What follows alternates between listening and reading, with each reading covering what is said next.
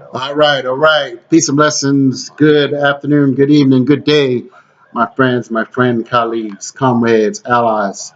Yes, this is the Success Scholar, Haki Shakur Me here. Thank you for tuning in, listening in. The Honorable One, Asafo. Man, I'm here. It's a new year. It's a new year. Phenomenal day. It's good to be alive. It's good to just live and fulfill your dreams and really prepare yourself to get to the next level. Currently, it's what's the day? Monday evening. I got a show, elifemedia.net. So check it out at each and every Mondays, 8 to 9 p.m. But I want to talk and I want to share this message here today. Um, I've been thinking, and this topic is uh, what being in this best-selling book, Mission Unstoppable, uh, being in a book with Les Brown mean to me, and why should you care, right? Now, I'm gonna kind of give some of my background because I want people to actually, really just appreciate, my path and where I've gone and how I've actually positioned myself to be in a book with the most sought after speaker on one of, if not it's the top speakers on the planet, and how I am leveraging this brand and how I train with both of these gentlemen, but certainly Les Brown, to really propel my career and my life forward. And as you continue to see just how my path and how I evolve and transform myself, you will realize that you certainly can do it too. But we all come into this world, and we don't necessarily have that level of burning desire, and we don't necessarily come out thinking that where we're going to be. We don't know where we're going to be up until you reach a particular period of consciousness about who you are and what your abilities are and what value you offer to the world. And so, for me, just coming up in the Baltimore area and not necessarily having and knowing exactly where I was and what what path I was going on. I didn't always make all the right decisions, but um, I was very fortunate at particular times to escape different levels of oppression and frustration and anger, to say that I knew that I wanted better. I knew that I needed to do better, and that in order to do better, I needed knowledge. I needed to know what my capabilities are. See, think about that. What is your potential? You have to assess where you are and what you can become. And so early, teenager, late teens, and I made first, I didn't know again what I was going to do, so I made a decision to go directly into the United States Navy. And not that it was an end all be all, but I felt I needed to separate my current environment and physically position myself in another environment. And fortunately, or unfortunately, I wasn't necessarily educationally or occupationally or with capital able to do that. So that gave me the opportunity to go away. But I realized something unique, and I always say, just sometimes changing an environment may not do it by itself. So, for instance, they always say you can take some people out of some environments, but you can't take the environment out of some people. You can fill in the blanks with that. But what I'm saying is that, sometimes the mindset is more valuable. You have to manifest your thoughts into tangible action that will lead you towards a path towards greatness. And so, with that being said, I knew that I was ignorant, right? I knew that I didn't know, and those early decisions made me realize that I could have made some wrong decisions by not showing up at the right places, because again, you gotta you gotta, you gotta watch your environment. You gotta watch where you go, who you going with, and the type of people that you affiliate with. One wrong move, certainly for young African American, black men in urban environments, one wrong move, your association, your affiliation with certain types of people could be a very destructive reality for you. So I say, first law, first principle, first rule that we need to live by is to look at everyone. We are judged by, or you people, what they say, you become who your five closest friends. So I want you to think about that. Think about your five closest peers to you right now. Just write them down. Take a pen out, piece of paper, and do the Jeopardy thing, whatever you need to do. But check out your five closest friends and think about what they do, where they are, what they've been through, and more importantly, again, because again, as Dr. Frazier say, we don't judge people based upon people that don't pick their families, but they pick their friends. So I'm saying today, you have to make a decision. Like I've made a decision, I realized that first I didn't know. I didn't know. So what I had to do, I had to, of course, physically separate myself. I mean, I didn't feel even through getting some knowledge. And, as I was preparing to graduate high school, I was getting some knowledge, but I still felt that my peer group association wouldn't take me where I needed to go. And what I saw for myself, I saw you got to begin to see yourself as different. You have to really think that you deserve and you belong on certain levels, huh? And society is going to have to respect you based upon the knowledge that you bring. And so you have to get out and search for that knowledge, the power of reading, the power of gathering intel, gathering information about the world and what your potential place may be in it. And so I want to say that from age 19, maybe actually age 20 to age 31, even after I got out the Navy, 5 years. So I'm not saying the people don't think that just because I was in the Navy that of course I had a lot of time and had developed the discipline and the freedom to want to read, but it was something, that burning desire within me, the burning desire to get knowledge that I wasn't exposed to, right? I had to really plug into greater, more empowered, more informed, those that are more economically viable, and those that have a better grasp of what's going on and what my potential may be in this world. And so from age 20 to 31, I read 100 books a year.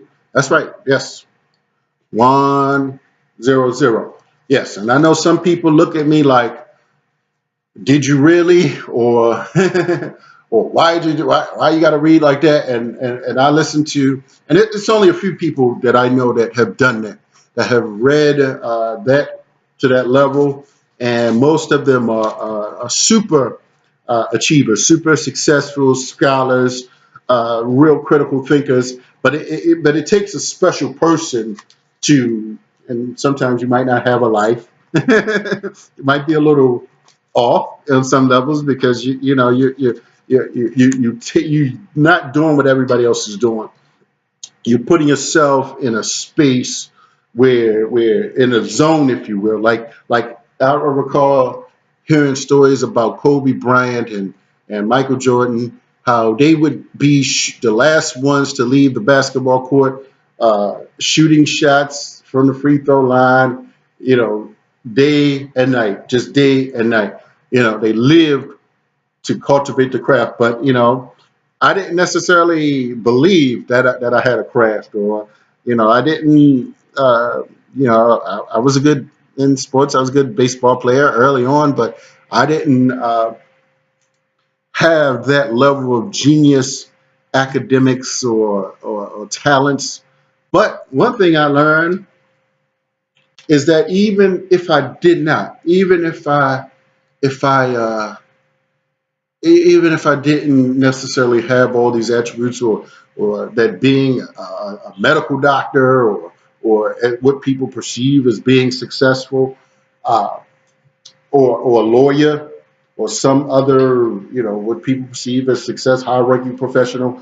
I believe that sincerely, and this is the success scholar system that I developed, that there are certain principles.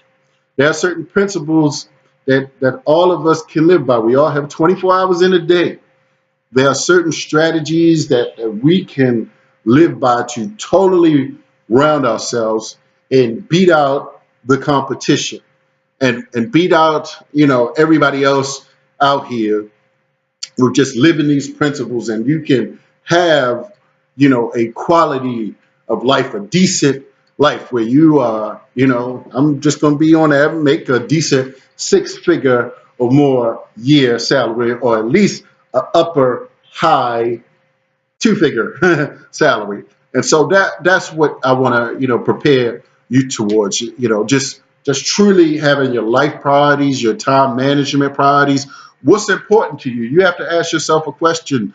What is important to you, in this world? And it is your God-given, your right, your true destiny, you, to achieve various levels of financial freedom. And so some of the things, for those that may not know, Les Brown, born and raised in Florida.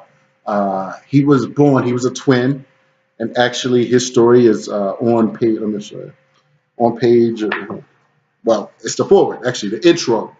And Les Brown is known as, I read his book some years ago, Live Your Dreams. And I got some key points to that, but he was born in Florida, and they were born on a hut, I'm sorry, not a hut, but a dirt like house, in a sense, out in a backyard. I'm paraphrasing, but that's the gist of it.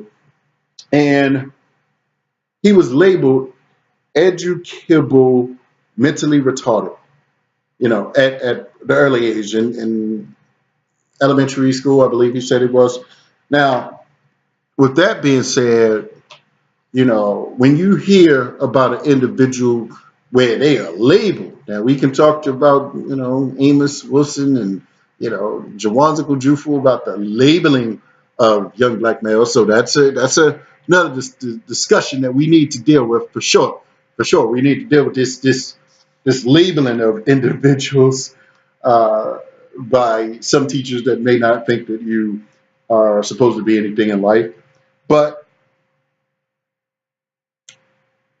I'm sorry, where was it? But he had somebody to come in his life and inspire him, Mr. Leroy. I'm sorry, Leroy, what's his name? Jackson? Yes, Mr. Leroy Jackson.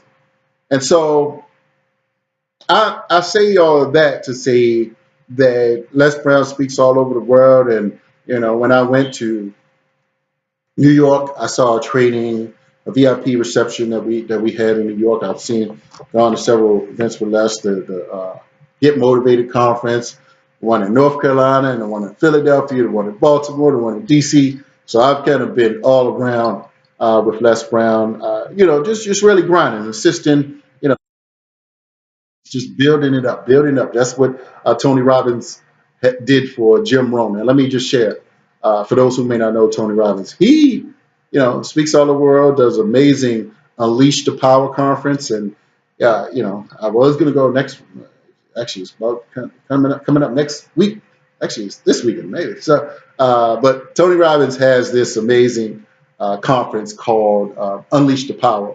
Now, he used to do workshops for Jim Rohn, right? And that's how he got his start. That's how he got his name. He built his name via that route. So with that being said, I'm in this book with Les Brown. Tony Robbins was not in a book with Jim Rohn. I'm sorry. Oh, my God. But I'm in a book with Les Brown. Been traveling all around different places, with him and with his family, owner. And they're coming to Charlotte coming up, and his son, they just went to Harvard. They got a book coming out. But Tony Robbins, Unleash the Power, that's his book, and he's known as the Firewalker. He walk over the fire. He said that he read 100 books a year for 7 years. Now, I'm not going to say or suggest that I'm equal or anything like that because, again, it's not necessarily how many books you read. Let me just, make that clear. But that did give me a broad kind of perspective or awareness of different things. And yes, a lot of time wasted, of course, a lot of time because it wasn't directly focused. I just knew that I was hungry. I needed knowledge. I needed information. I needed to broaden my horizon. And I'll talk one of these days about the different books I read. I can't, certainly you can't remember everything. Sometimes I just go somewhere and I just see a book. I just smile, because when you read a book at a particular time in your life, and it's like when you hear some particular music, it makes you think about where you were and where your position of where you were at that particular time. So when I see a book, it just I think about it. Sometimes I'll like hold it and I'll just like maybe look at the back and I'll just be like, that's the idea I needed. I remember that because sometimes as I used to read this broadly, I would say, man, I just need to remember this. And what's recent, I had a conversation about some millionaire houses, some really awesome houses in Prince George's County area, which is the wealthiest jurisdiction in the state of Maryland. And one of these houses, this area called Woodmore in Prince George's County. Um, Woodmore, some of the houses there, are experiencing some challenges now with like setting, or what's it called? Not setting. Well, when a house starts to set. When a house starts to set after it's been it's new and all the other things it got to go through, it begins to set and the ground begins to move around. So what's interesting. I read that in The Millionaire Next Door how many of the millionaires they get their houses based upon old developments, right? And that was really really interesting. You know what I'm gonna go and read up on some of that again because I wanted to be clear, but it came to me when I had a conversation at a meeting here the other day with a really powerful business guru in the Prince George's County area. Now, by the way, of Alexandria, but we were talking about that, and it just popped into my mind that I read that in The Millionaire Next Door, and this is why I always said that's a part of your financial education. And I've read a lot of these different financial education books. Even Tony Robbins has a new one. I posted that recently, and from the Kiyosaki's to the Dennis Kimbrough books on millionaires and the Millionaire Next Door series.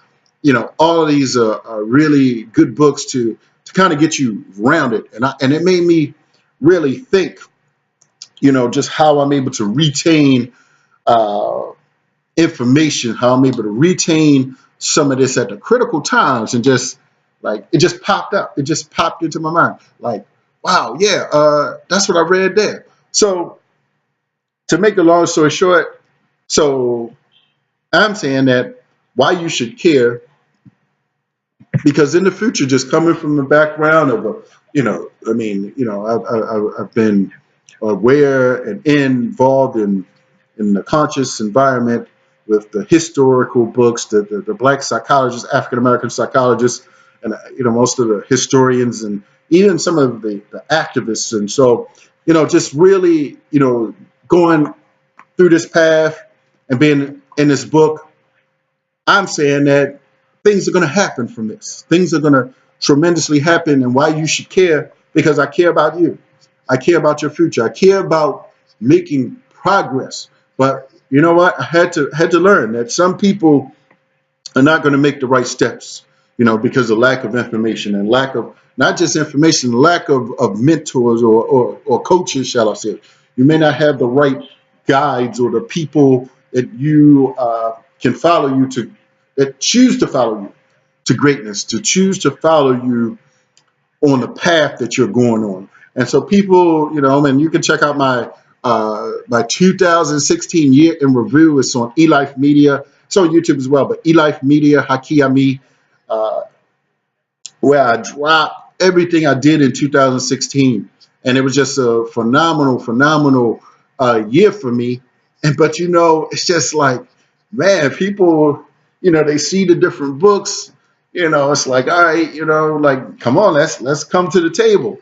And I know it's partially me. I gotta kind of connect the dots with people, and people feel a certain way, like about who you are, and that funny sounding name, and yeah, that skin complexion, and you think you all that or something. I don't know, but either way, I'm saying that you should care. You should have a sincere desire to improve your community, and if you do, certainly, invite me to any of your events. I definitely, it will be a class act, a very informed success scholar discussion, a very informed success scholar discussion where people will come away with quality knowledge and wisdom and the most practical, uh, strategic operations of this time. And so I will put my